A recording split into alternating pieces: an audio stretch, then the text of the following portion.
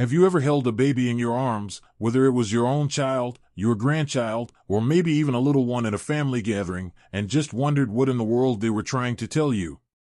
Their eyes dart around, their little fists clench and unclench, and they make sounds that don't quite mean anything yet. And still, something deep in your gut tells you they're trying to say something. It's a familiar feeling, isn't it? You look at that tiny face and think, if only I knew what you needed right now. You've changed the diaper, you've offered the bottle, you've rocked them and patted them gently, but they're still fussy, still unsettled. And in that moment, it's easy to feel a little helpless. Now, if you're anything like me, you might remember a time when we didn't really talk about baby body language. We just did what we could, hoped for the best, and chalked up the rest to guesswork. But what we know now, thanks to years of research and, frankly, a lot of loving observation, is that babies are always communicating. The trick is learning to understand the signals they're already giving us.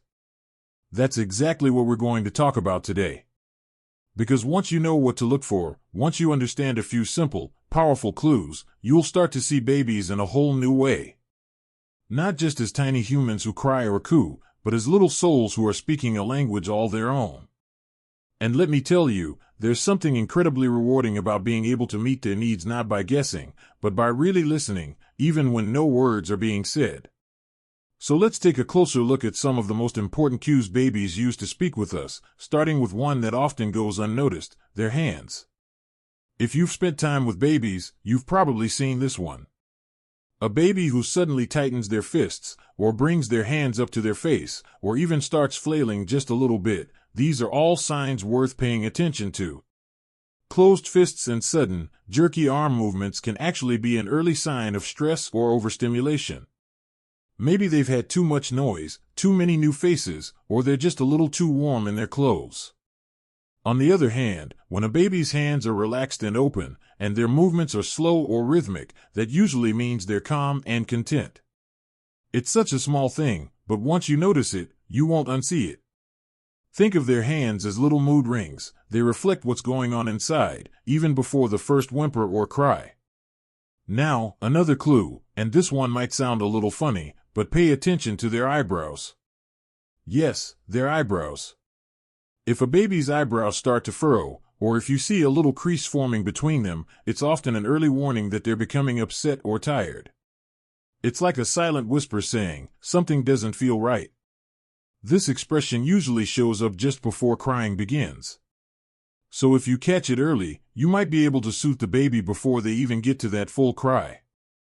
Maybe it's time to dim the lights, move to a quieter space, or offer a comforting touch. These tiny signs are like puzzle pieces, and when you start to piece them together, you'll notice you're not just reacting anymore, you're responding with purpose.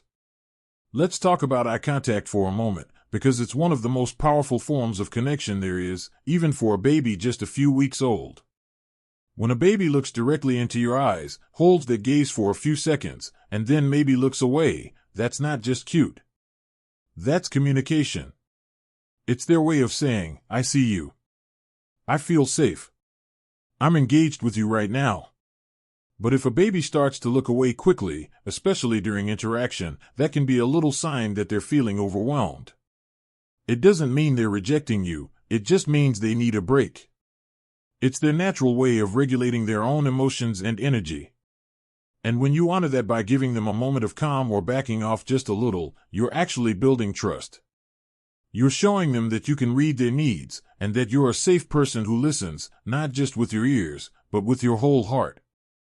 There's so much wisdom packed into those tiny bodies, and they're constantly offering clues, gentle, honest ones, about what they need and how they're feeling. And the more we tune in, the more confident and connected we feel, too. So whether you're a grandparent, a great-grandparent, or a caring neighbor who spends time with little ones, this kind of awareness can be a true gift. Because it doesn't just help the baby, it helps you, too. It helps you feel useful, informed, involved in a way that's deeper than just holding the baby or offering to feed them. It gives you insight, a deeper bond, and a beautiful sense of knowing, I understand what this little person is telling me. And let me tell you, that feeling? It never gets old. Now that we've looked at the silent stories told through hands, eyebrows, and eyes, let's continue by exploring a few more clues that babies give us, clues that might seem small, but speak volumes when you know how to spot them. One of the most surprisingly powerful clues, and one that often gets brushed off or misunderstood, is a baby's leg movement. Now, you might not think much of it. After all, babies kick their legs all the time, right? It's just part of being wiggly and full of energy. But if you pay close attention, there's a difference between happy, playful kicking and the kind of kicking that says, something's not right. Let's say you're holding your grandbaby, and they start pulling their legs up toward their tummy, over and over. That could actually be a sign of discomfort, maybe even gas or some sort of tummy trouble. And if those little kicks are sharp and tense, that's their way of trying to relieve the pressure they're feeling. On the other hand, if they're kicking in a more rhythmic, gentle way, especially if it's paired with cooing or smiling, that usually means they're content, engaged, and maybe even excited to interact. It's their body's way of saying, I'm happy, I'm ready, let's play. It's these little patterns that make all the difference. And once you start seeing them, really seeing them, it changes everything. Suddenly you're not guessing whether they're fussy from gas or just cranky because they're tired. You have a clearer picture, and that helps you respond with the kind of care that feels calm and confident, not rushed or unsure. Now, another clue that's so subtle most people miss it is in how babies arch their backs. If you've ever fed a baby and noticed them suddenly pulling away, arching their back, or stiffening up, there's a good chance they're trying to tell you something. Maybe they've had enough to eat, or they need to burp, or they're starting to feel overstimulated. That kind of movement is often a sign of either discomfort or overwhelm.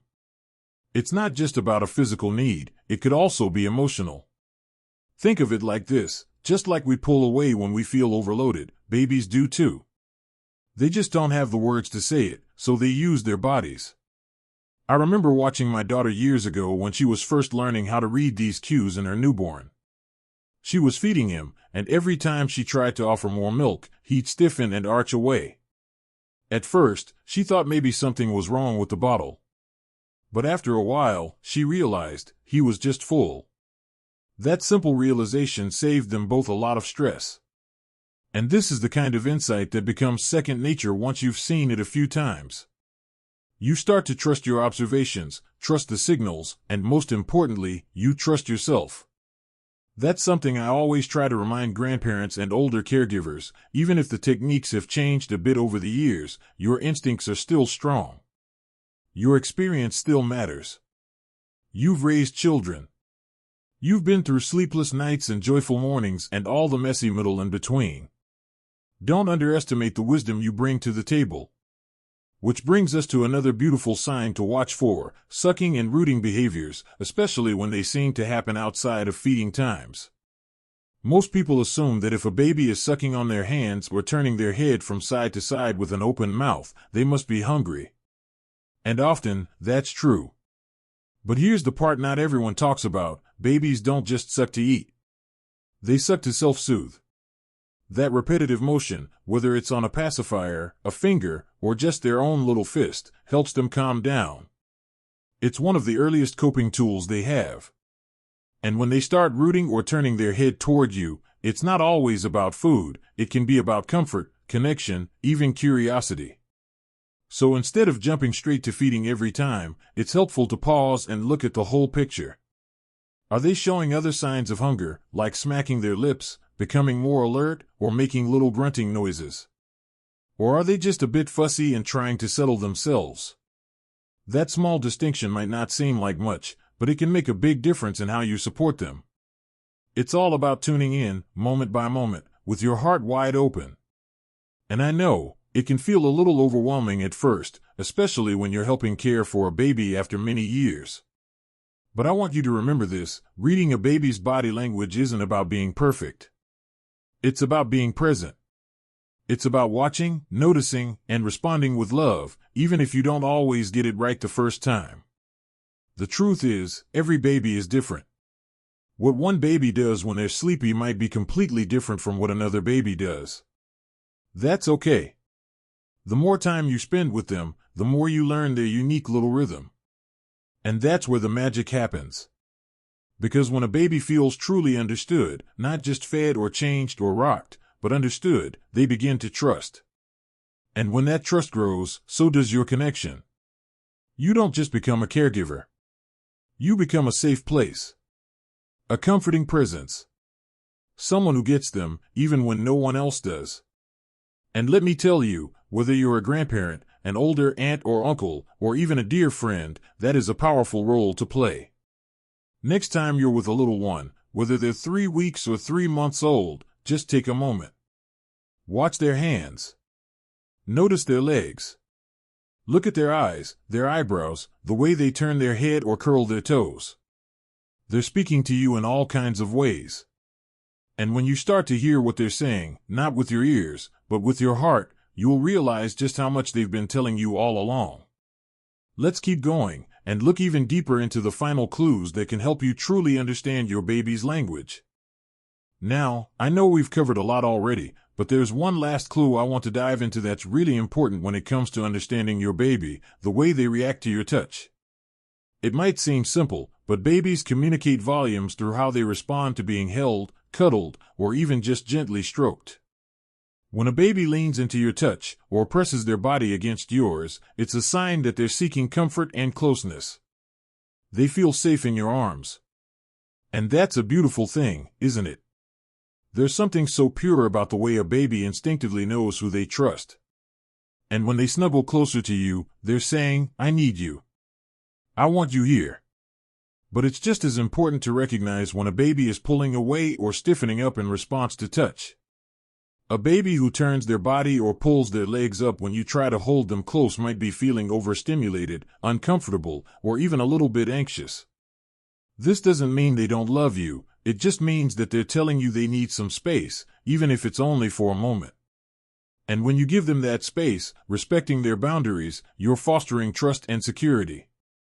I know it can be hard sometimes, especially when you just want to snuggle them all up, but a baby's body language doesn't lie. And when you respond to it with patience, you're teaching them that their feelings are valid and that you're someone who understands them.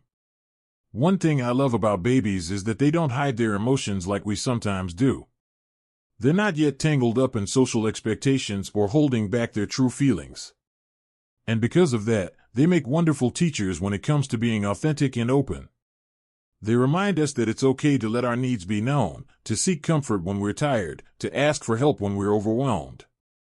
Another subtle but telling clue in a baby's body language is how they settle into sleep.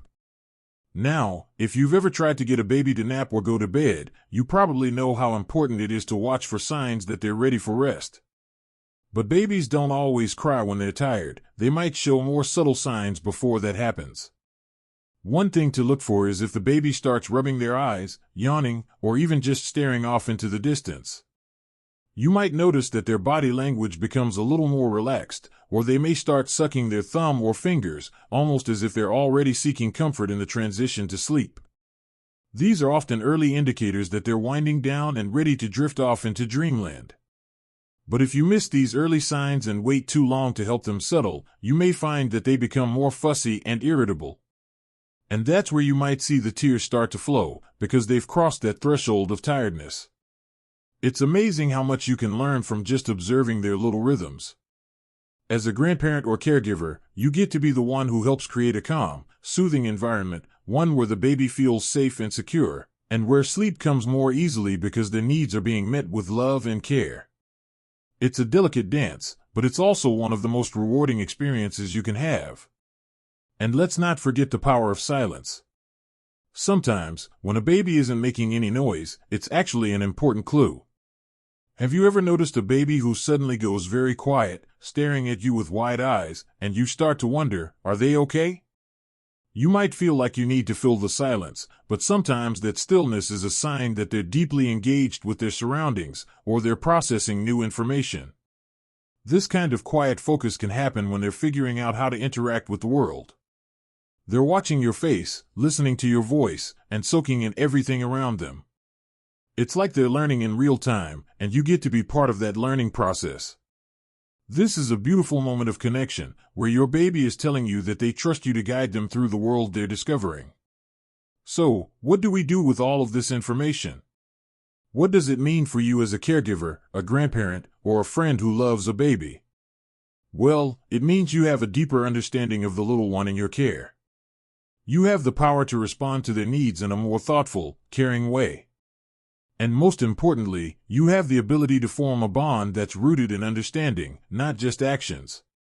Every baby communicates with their body, through their hands, their eyes, their legs, their movements, and even their silence. And when we start paying attention to these signals, we begin to see them in a whole new light. They're not just fussy or difficult. They're telling us something. They're asking for comfort, expressing joy, or letting us know that they need a little space. I want to encourage you to take a moment every time you're with a baby, whether it's for a few minutes or a few hours, and really see them. See them beyond the cries, beyond the need for food or a nap. Look at the small, quiet clues they're giving you. Listen with your eyes and your heart. And when you do, I promise you'll start to experience the kind of connection that's truly magical. So, the next time you find yourself with a little one in your arms, take a deep breath, relax, and trust that you have everything you need to read their body language. Because, when you do, you'll realize that you've always known how to care for them, no matter how old you are. The wisdom is within you. It always has been. Thank you for watching. If you've enjoyed this video, I'd love to hear your thoughts or experiences with baby body language. Have you ever noticed these signs in your little ones? Please share your stories in the comments below. And if you found this helpful, don't forget to like the video and subscribe for more tips on caring for the little ones in your life. Here's to more moments of connection, understanding, and love, because no matter your age, you can always learn something new. Take care, and see you next time.